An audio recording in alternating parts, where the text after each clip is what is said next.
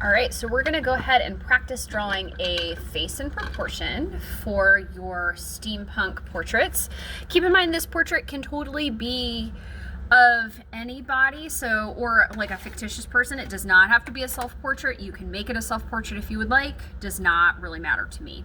So the first thing I'm gonna do is I'm gonna hold my pencil about half the way back with my index finger on top, and I am gonna go around multiple times to create an oval, all right? So I'm gonna shift my keyboard over here. Here we go. And I'm keeping my lines light because I'm gonna choose the best one for the job. So this is the oval that I have on my paper right now. And as you can see, I have a whole bunch of really light lines on here. And so what I'm gonna do is erase any of the ones that I feel like don't make the best oval. All right, so all of these here, I'm not digging that. I'm gonna erase it. This one comes out too far, erasing that. And so what this allows me to do as the artist is eventually, just sort of by process of elimination, come up with an oval I am cool with. Okay, so this is kind of what it looks like here. All right, now what I'm gonna go ahead and do is I am going to, just on the sides of the face only, make the jawline. So the jawline kind of comes down, it comes in and then it comes over. This is kind of where the chin would be. You can change the face shape if you would like. This is just the face shape I'm going to use for this particular activity. Okay, so it's kind of like straight, angled in, kind of straight over, and then curved. All right, now what I'm gonna go ahead and do for this part is I am going to, before I forget, I'm gonna go ahead and create neck and shoulders. So the neck, to draw this in proportion, actually starts at sort of the jawline. It dips in ever so slightly and comes down. So starts at the jawline, dips in, comes down, and eventually it's going to come out, okay? So one of the biggest mistakes students make when drawing a portrait is they make the neck too skinny, like something like that, and it just kind of looks a little funky because it's not in proportion to the face, meaning it's not the right size in relation to the face. So with this, I'm gonna bring the shoulders sort of down and out, okay? And we have something that looks like this. All right, now, if you're drawing, just a random side note, if you're drawing a male, you can make the neck a little bit thicker, a little bit wider. You can make the jaw a little bit more angular. Right now it's unclear to me what type of person I'm making, so we'll see what happens. Now, right now, this face, length of the face represents the very top of the head to the chin. So if you put your hand smack dab on the very, very tippity top of your head, that represents the top, okay? You'll notice that that top section, so maybe from here to here, is actually covered by hair, okay? And then your forehead kind of starts in here, okay? So just be aware that, you know, part of this top of the head is forehead, part of it is actually hair, just from the top of your head. So that's going to drop where we draw our face down significantly lower than students actually think we're going to need it, okay? So before we start drawing any of our features on here, what I'm gonna go ahead and do is I'm gonna put a very light guideline, look at where I'm holding my pencil back here, down the center of the face to kind of bisect it this way. I'm gonna put a very, very light guideline half of the way down the face, okay? And then I'm gonna draw another one that bisects just this bottom section in half again. And then I'm gonna draw one more that bisects this bottom half again, okay? So what this represents is this represents the eye line, the base of the nose, okay? And where the lips come together, okay? So that's kind of the guidelines for that, for those parts of the face. Now, what I'm gonna go ahead and do is, I know that the hair covers the top of the head, and this from about here to here is about forehead. Okay, so I'm going to put another line here. I'm just going to write for hairline. Okay. Now, random side note about proportions. So to make these facial features the right size in relation to the whole face, what we're going to go ahead and do is we're going to go ahead and talk very brief proportions. So we're making these, we want to make these the right size in relation to the whole face. Your eye, from tear duct to corner of the eye, fits across your face 5 times. So one on one side of your eye, one for your actual eye, one eye width between the eyes, one eye width for your actual eye, and then one eye width on the other side. Okay, so if I were to just kind of lock my fingers and do a really quick measurement here, I would say this person's eyes are about this size. Okay, so 5 eyes across.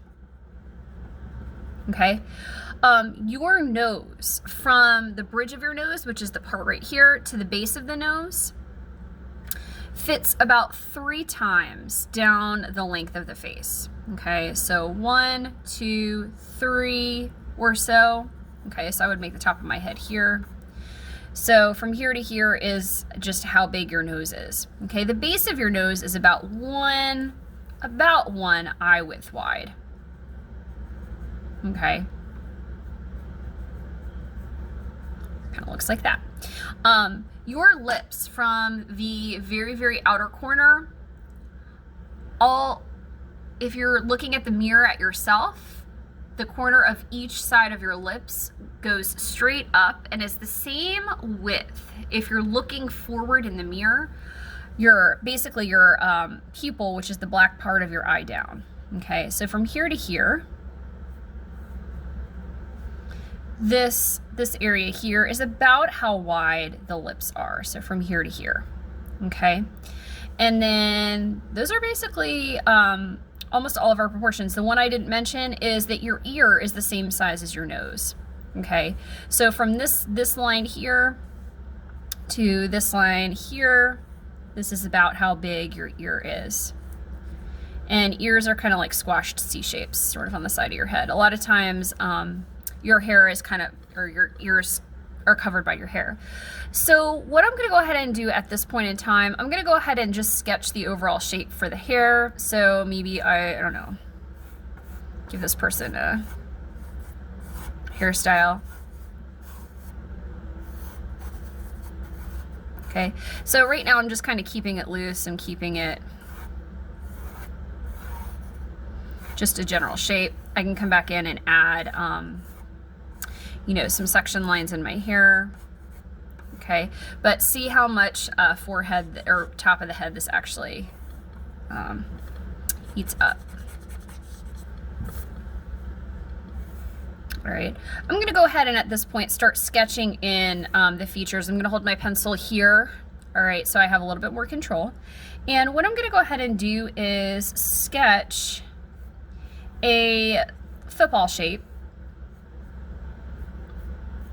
Okay, right on that line so that the outer corners meet the little line that I sketched out for 5 eyes wide. Okay, I would draw these light just as initial shapes so that you can alter them. One of the biggest struggles that students have is trying to make their eyes like the same the same shape. Not everybody's face is symmetrical, so just kind of keep that in mind. At this point, I like to start with the eyes just because that makes me happy, I guess. I'm gonna go ahead and sketch the other parts of the eye. So I'm gonna do tear duct here. I'm gonna go ahead, I'm gonna have this person looking forward, so I'm gonna have the iris part of the eye. I'm gonna sketch it so just the very top of it, like this part, looks like it is being cut off by the eyelid. Okay, and I'm gonna go ahead and just draw the pupil straight ahead. note that you can note how much of this iris is taken up, or sorry, how much of the eye the iris takes up. Look how big it is. So the iris being the colored part of your eye. So that actually takes up a decent portion of your portrait, or sorry, the decent portion of the eyeball. Okay. The other thing I'm going to do is add an eyelid. So the eyelid is basically this part that covers top part of your eye. I'm going to make it a very, very faint sort of little umbrella shape here. Okay. Or sorry, half circle shape, whatever I'm talking about. Okay. I am going to go ahead and make the eyelashes kind of curved down and out. If it's the right eye, I'm going to make them curve ever so slightly to the right. Hang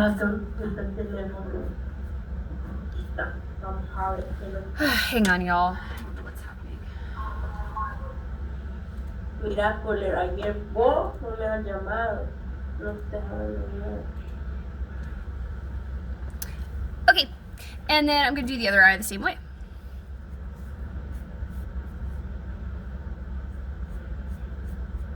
So again, I'm going to sketch it out like for the iris, that the top part is slightly cut off. I have the pupil there. I'm going to go ahead and sketch out the tear duct and the overall eyelid line. And because this is the left eye, I'm going to make the eyelashes kind of go out, down and out. Okay. And if you're doing a male portrait, you don't have to make these eyelashes super long. Okay. So don't feel like, I would put them on there, but you don't have to make them super long. Same thing with bottom lashes, down and to one side. Kind of looks like that. Okay. The other thing you can do is add eyebrows. Okay, so eyebrows are right above the eye. They kind of are like the hairy rainbows of the face. So I'm going to start it right above the tear duct to make it come kind of across and out, sort of like that. Again, you can make these as full or not as you want. For the nose, what I'm going to go ahead and do is I'm going to go ahead and sketch out the base of the nose first. And so what I'm going to do is on this line, do my two nostrils. I am going to draw a circle. This represents the base of the nose. I'm going to keep it really super light because I'm probably going to erase most of it. And just on either side, we have these two side parts of the nose for the nostrils. Okay, so that's kind of the shape of it. I'm going to go ahead and do kind of a squashed C shape for this. Squash C shape for this, and a really brief line that kind of comes up like this.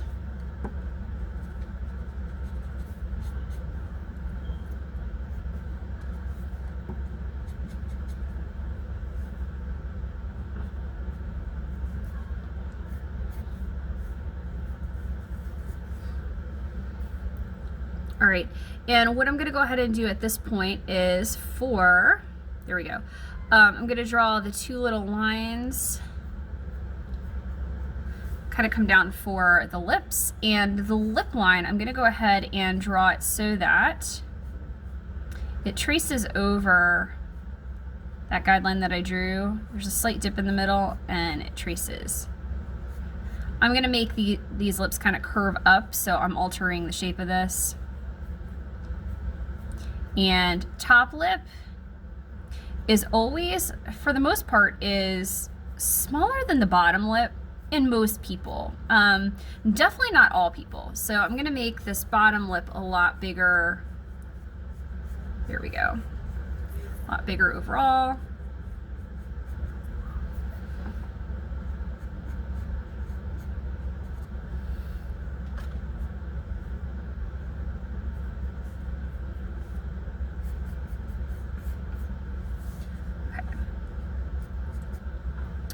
And, you know, then at this point you can start, you know, personalizing your portrait a little bit more. Okay, so you can add other details, you can erase the guidelines, etc. Okay, I drew a female portrait. For yours, you may end up doing, if you're doing a male, you definitely want to make it maybe a little less detailed in the eyes, a little bit more angular overall. But this is my lunchtime portrait that I drew for you all.